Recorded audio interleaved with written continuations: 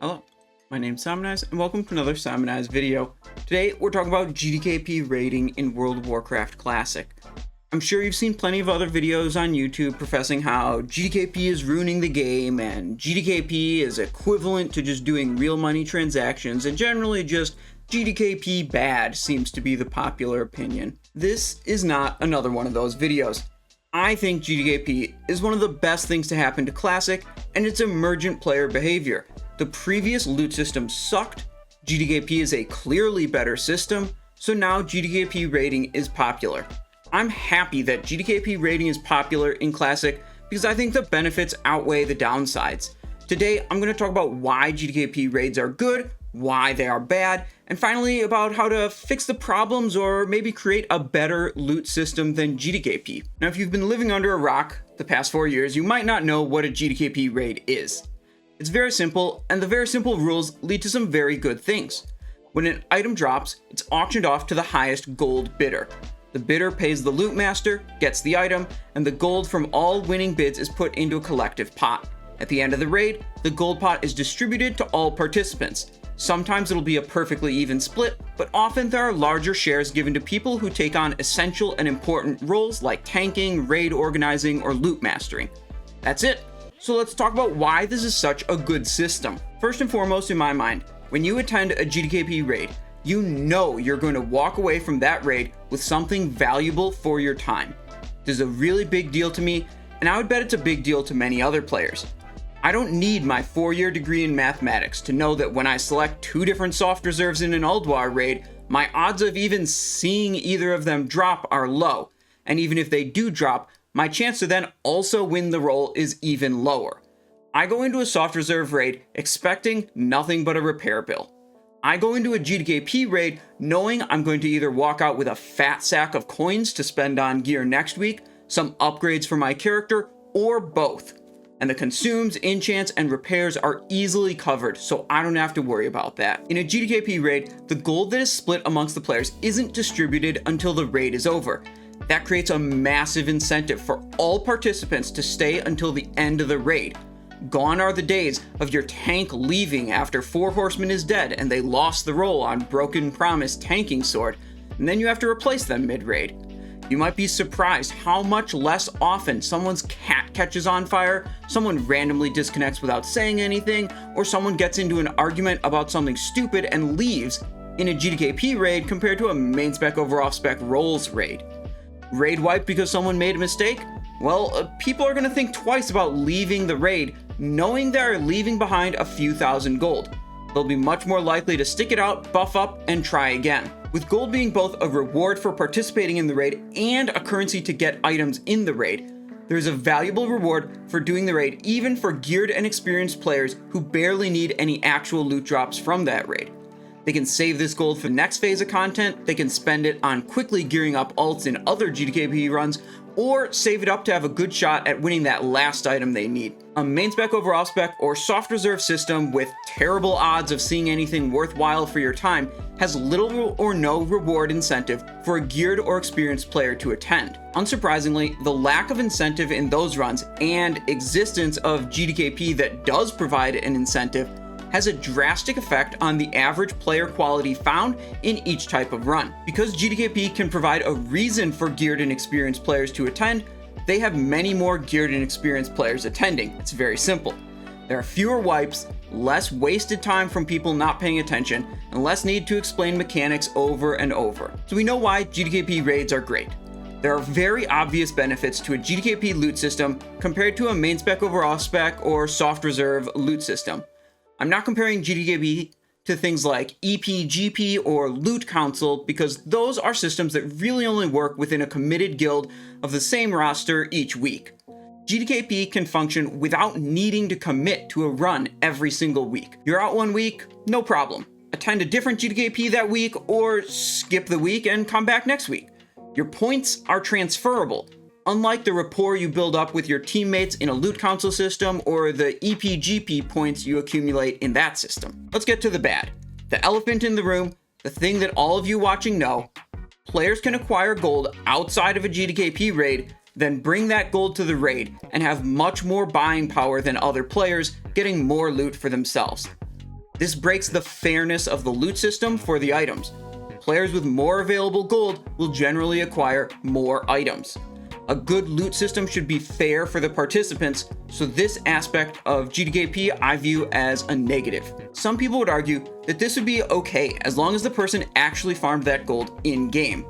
They would say this is only bad if that extra gold came from the person choosing to violate the terms of service and exchange real-world currency for in-game currency on a third-party website. I actually think that doesn't matter. It doesn't matter to my experience as a GDKP participator, non-gold buyer, infrequent gold farmer player. Whether someone bought gold, farmed gold, or is an auction house wizard manipulating trade good prices to their advantage, my experience in a GDKP raid is the same. This player acquired gold outside of raid and now has far more resources than me to bid on items. I'm sure the ease of buying gold increases the frequency of players bringing large amount of gold into a GDKP raid, but the effect on my experience is essentially the same regardless if the gold is bought or farmed. Even when that does happen, the other participants get a consolation prize, a bigger gold payout at the end of the raid. One player spends an extra 100,000 gold they didn't have at the end of last week. Now each of the other 25 players in the raid has 4,000 more gold they wouldn't have otherwise had and have more buying power the next week. The more someone acquires gold outside of raid and spends gold inside of raid, the greater the buying power of the other participants. The person acquiring gold outside of raid has to gradually acquire more and more gold each week to maintain the same advantage in item buying power. This is because the GDKP loot system fundamentally does not have a way to tax gold out of the system. Once a player spends gold in a GDKP, it pretty much stays in circulation within GDKP participants. The main things that deflate the gold is existing players quitting and not trading their gold supply to anyone, or new players entering into the GDKP raid scene. Thus the gold existing in the scene is spread amongst more players. I think it's very fair to say that the forces inflating the gold are much stronger than those deflating the gold. Players bringing in gold that was acquired from outside the raid, whether it is bought or farmed, causes inflation in the system. So that's the second problem, inflation. Inflation of the gold leads to a bit of a public image L for GDKP raiding, because many spectators assume ridiculous things like, everyone who participates in GDKP is gold buying. How else could they have so much gold?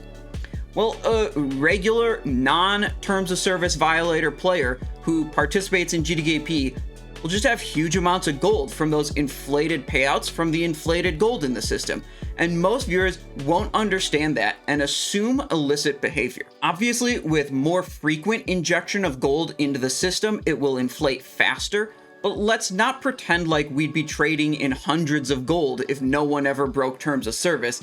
We'd absolutely still be trading in tens of thousands, maybe even hundreds of thousands for the really special items. It just takes more time to accumulate that much. If no one ever broke terms of service to buy gold, in-game gold farming would be more relevant. In this fantasy world where no one breaks the terms of service, I think the viewers would just be complaining that it's unfair they can't compete with players who have a rogue to farm Black Temple or a paladin to farm Karazhan, rather than complaining about gold buyers. The fundamental problem with the system isn't that people are buying gold, it's that they can acquire large amounts of gold outside of raiding in any form and use it in raid to break the fairness of the loot distribution. That being said, I know for a fact that you can raid in GDKP without buying gold and without farming gold outside of raid and acquire a lot of best in slot gear. I know because I did it, and I did it in a raid where I'm quite sure there were some other people that were frequently buying gold. I collected my payouts each week and spent them on gear the next week. No big deal. I came out of Phase 2 with a nearly full best in slot character ready for Trial of the Grand Crusader, geared exclusively through GDKP. Again, not buying gold, not farming gold. So we've identified some problems and some benefits of GDKP raiding. Instead of complaining and saying GDKP bad, let's think about this, and I'm going to offer some ideas on how you could make a better system. Just like when The Undertaker threw Mankind off the cell in 1998, GDKP came onto the scene and rightfully suplexed main spec over off spec and soft reserve raids into obsolescence. If you want GDKP to go away or to substantially change, you ought to provide a better idea. It's cringe every time someone suggests GDKP should be banned instead of that person suggesting a better system. Now to start with, I can't imagine a way to meaningfully improve upon the GDKP system for pug raids without Blizzard implementing something into the game. Maybe that's because I'm unimaginative, but I think we're in the territory of needing Blizzard to do something to improve the situation, since they're so insistent that it costs them too much money to ban bots fast enough, and they're unwilling to issue anything more than a slap on the wrist punishment to players they do actually catch buying gold. Let's explore a different angle. In reality, I know Blizzard won't do anything at all, but let's just pretend for the sake of this video, so please bear with me. The existing loot systems in the game are free-for-all, round-robin, group loot, and master loot. Maybe I forgot one, but it doesn't really matter. Those all pretty much suck, even more than soft reserve or main spec over off spec roles, which is why those slightly improved systems were used for so long.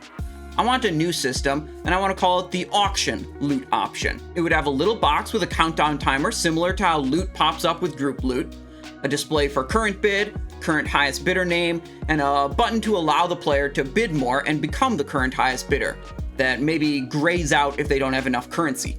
When the timer expires, the top bidder gets the item and loses whatever they bid on it.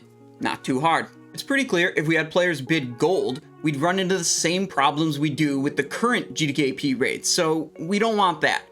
We want players to bid a currency that is not transferable outside of raids, and ideally is earned only within raids or in a strictly limited form outside of raids. We want we want emblems, actually. I think the currency we want for this is actually already in the game. So players bid the same emblems that drop in a raid on the items in that raid.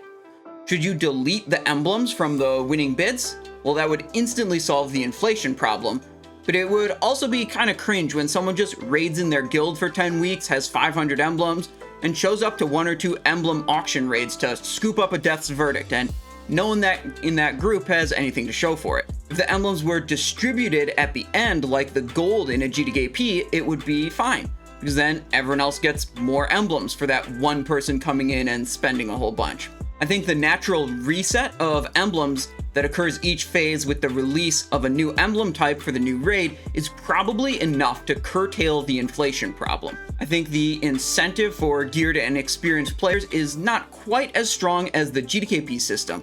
You can accumulate emblems and eventually almost certainly have enough for that highly prized final item, but a fully geared character has little to gain other than converting the emblems to crafting materials and gems for sale. That should eliminate the need to farm gold outside of raid, which is nice, but the emblems cannot be transferred to help gear up your alts. The incentive to stay to the end of the raid is absolutely still there if you redistribute all the emblems that were bid at the end of the raid. You might have a problem with deciding exactly when the end of the raid is if your group is not capable of clearing the final boss. I'm not really sure how to handle that kind of situation. You probably don't want a raid leader holding the raid hostage, needing to press an end raid button when it's clear the group can't kill the last boss. Instead, you could distribute emblems after each bid, and then you wouldn't have the problem of deciding when the raid officially ends, but you also wouldn't have a strong incentive for players to stay to the end of the raid, which I think is important. All players attending a raid like this will walk away with something valuable for their time, just like happens in a GDKP raid. Emblems being a currency to bid on gear makes them immensely more valuable than they currently are. However, since you would still acquire emblems while using other raid formats, it could be kind of weird. Everyone gets something valuable for their time in every raid format. Emblem rewards should be amplified if the auction loot format is selected, to incentivize people to actually use it rather than farm emblems with other loot systems enabled and then cash out in an auction raid. One thing that's missing with this proposed auction format is letting players decide on unique incentives. In a GDKP raid, you can award tanks extra payouts so you attract high quality tanks for such an important role, or give a little extra payout to the top damage dealer to incentivize everyone to be on their A game.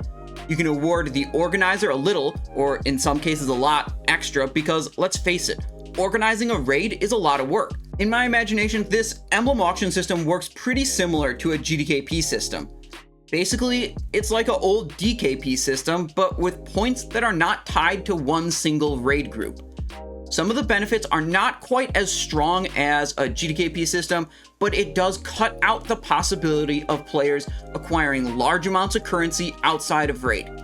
Depending on how much you care about removing the influence of real money transactions, this may be a W for you, or if you don't care much about that, maybe it's an L. I think if this system were implemented into current Wrath of the King Classic, it would definitely get used. I don't think it's quite good enough for it to body slam GDKP out of existence. Maybe it could be though, with a few changes to how I've presented it here. In summary, I think GDKP is mostly good and only sometimes bad. I'm definitely happy that I can attend quality GDKP raids with low commitment in the pug raiding scene in World of Warcraft Classic. If you're a GDKP hater or lover, wanting to comment in my Twitch chat, or just want to see which hat I'm wearing that day, you can tune in at twitch.tv/SimonizeShow. Thank you for watching, and I hope you have a great day.